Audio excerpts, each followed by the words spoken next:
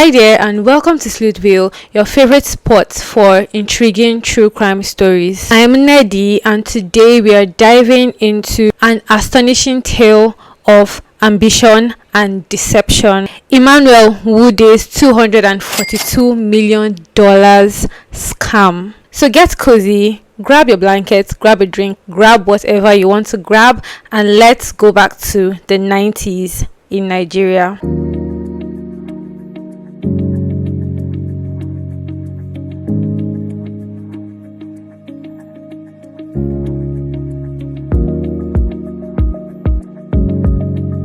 If this is your first time stopping by this page, thank you for stopping by. Please make sure that you click on the subscribe button and also click on the notification bell so that you get notified every single time I post a video.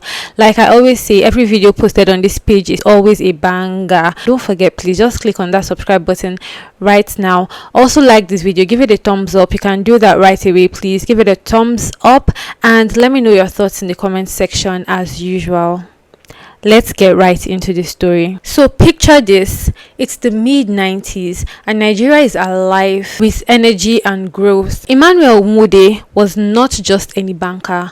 He was a top director in Union Bank of Nigeria. He was also known as Owele of Abunuga. Nwude knew the banking sector of Nigeria in and out, and with that he crafted one of the most elaborate cons in history. If you are a director in one of the banks in Nigeria, as a high ranking director, it means that you've got some cash. Like, you're not just a pauper, you're not a poor person, you have money, you're rich, you have connection. NWUDE had buildings in different cities in the world. He had buildings abroad, he had several buildings in Nigeria, and the particular building that he lived in at the time in Nigeria was a 10-story building which he owned, and he was said to have lived at the topmost part of this building while the other floors were used by other financial institutions. Now it is said that NWUDE was a top financer of the People's Democratic Party (PDP), alleged no be me talk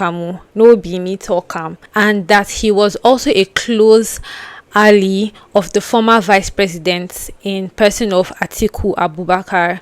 Rumored, please. Because he was a high ranking director in Union Bank, he owned millions of shares in the bank, and he was the singular largest equity holder in Union Bank up until 2001. For you to be able to carry out the kind of scam that this man carried out, you can't do it alone. So he had some accomplices that were working with him to ensure that they were able to defraud these people of their hard-earned $242 million. We're talking about $242 million as of the 90s, not now.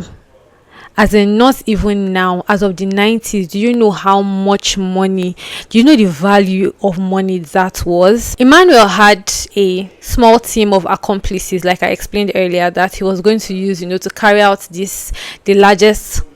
of the largest cons in the history of Nigeria, and this was how they carried out their plan. So NWUDE posed as the governor of the Central Bank of Nigeria, who at that time was Paul Ugwoma. One of his other accomplices, known as Ikechukwu Anajemba, posed as Rashid Gumwalk, who was at the time the CBN's director of international remittances. Ikechukwu's wife posed as Gumwalk's wife as well. So these three people together carried out this operation to scam people, to scam an international bank actually of their funds.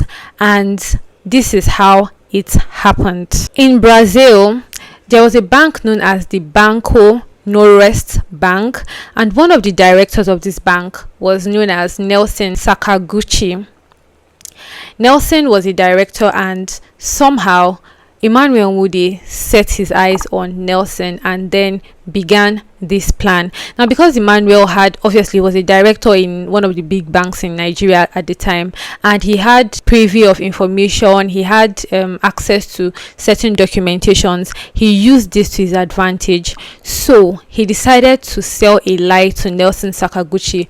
What was this lie? NWUDE told Nelson Sakaguchi that Nigeria was a growing and thriving economy at the time, and he told Nelson that Nigeria was planning on building an airport in the new capital of the country then, which was Abuja, and that they needed investors, to come and invest into this project. And Nelson, on hearing this, he became interested, like, okay, tell me more, because obviously as a banker, as a finance guy or person, your main aim is to invest in things that can bring you good returns, even though some of those investments might be risky. But as they say, the greater the risk, the greater the reward, right? So Nelson was interested, coupled with the fact that they told him that his returns was going to be 10% of whatever was made from this project. Sweet music to Nelson's ears. Like, who wouldn't want to do that? Who wouldn't want to get a whooping 10%? This is where it starts becoming suspicious. This deal was not presented to Nelson Sakaguchi as a corporate offering, so it was, as Nigerians would call it, a backyard deal.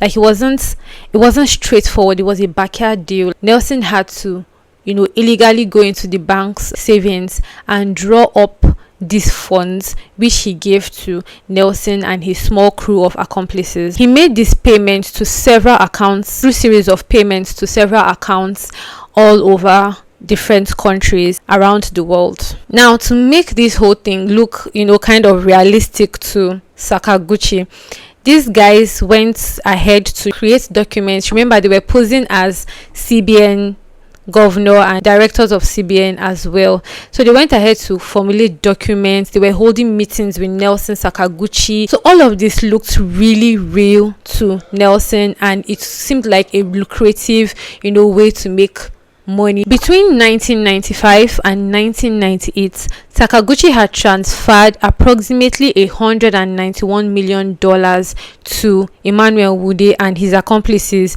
via several accounts in different parts of the world.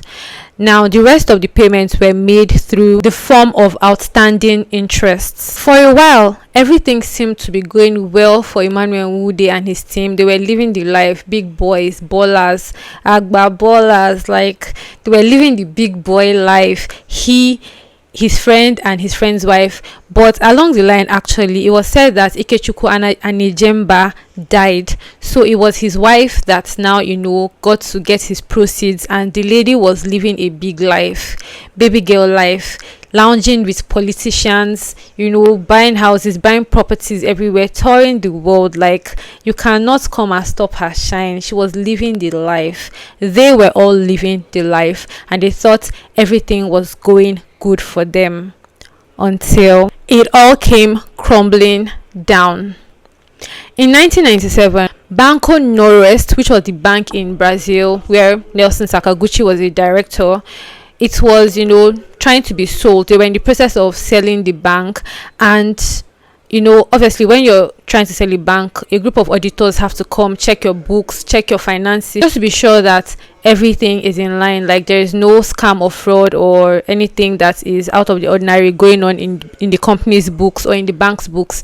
And when these auditors were investigating, they discovered that huge sums had been transferred to different accounts in different parts of the world, and these funds were not, there was no account for them. The reason for these funds being transferred was not properly documented, so it just caught their attention, and they decided to investigate further just to know what was going on, because something fishy was going down, and they really wanted to know what it was. When they discovered this anomaly in the books of the bank, the family that owned the bank had to use their funds, to pay up their personal funds, actually, to pay up this $242 million just to make sure that the books were okay. But the investigations continued, and in 2003, they were able to trace these payments to the mysterious airport deal in Lagos, Nigeria, and it immediately became clear to them that this was a scam. Upon this discovery, authorities from different parts of the world joined forces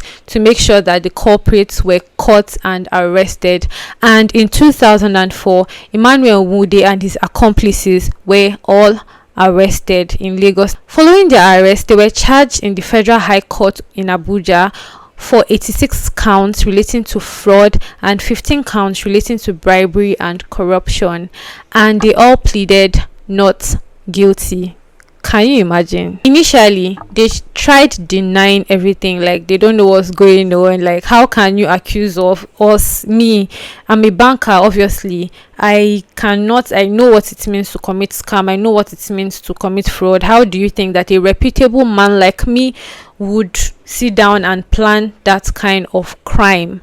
Please, I'm innocent. I did not do any of that. But obviously, there was a ton of evidence against them. So, I mean, what else do you want to do? The EFCC, which was just recently set up at that time, were the ones looking into this case and investigating the case. And at the time, it was being headed by Ribadu. Now, it was alleged that EMMANUEL and his accomplices tried to bribe Ribadu with $75,000 in cash.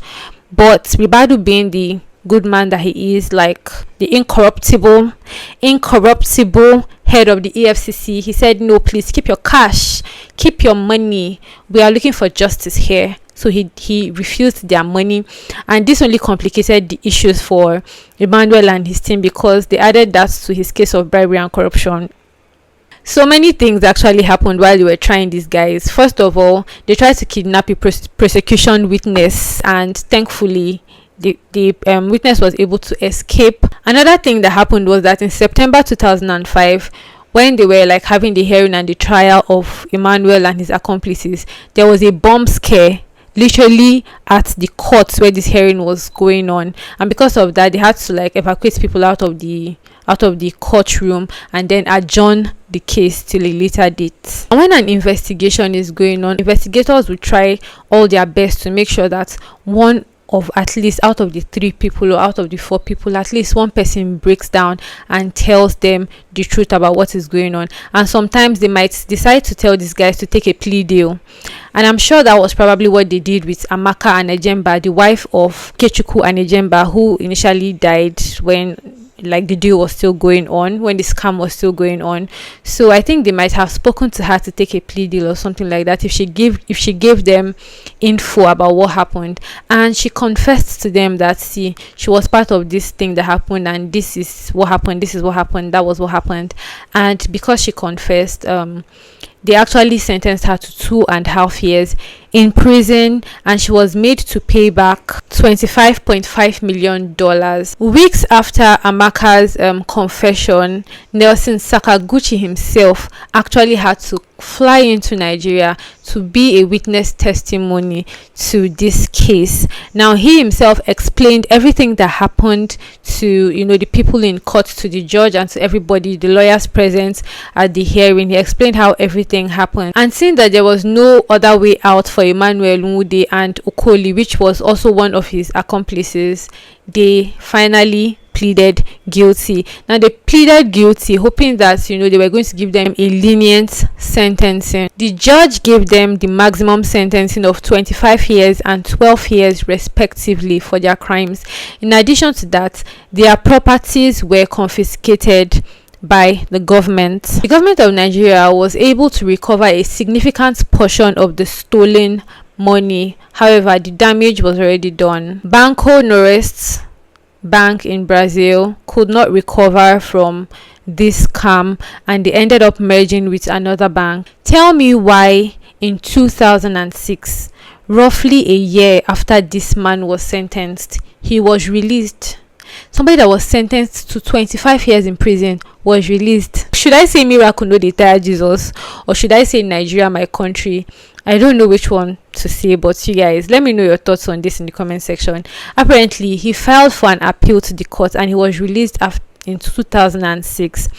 And after this happened, instead of this guy to lay low, what did he do? He instituted many fundamental rights cases against the government of Nigeria for the recovery of some of his properties, because he claimed that those properties were gotten or were bought before the scam happened. So why are they like confiscating his properties when these properties were bought before the fraud happened? Emmanuel NWUDE's story is a wild ride filled with audacity and deception. It's a reminder to always be cautious, especially when something seems too good to be true. What do you think of this story? Let's talk about it in the comment section. Do you think Nelson Sakaguchi was greedy? How does somebody come to you, with a backyard deal of that amount, and you felt comfortable enough to dip your hands into the bank's funds without letting any of the directors, you didn't let the CEO know, you didn't let any of the other directors know, you just dipped your hands into public funds of people that were saving their money in your bank. You dipped your hand and you gave it to them because you wanted to collect interest in millions. Do you think that Emmanuel and his accomplices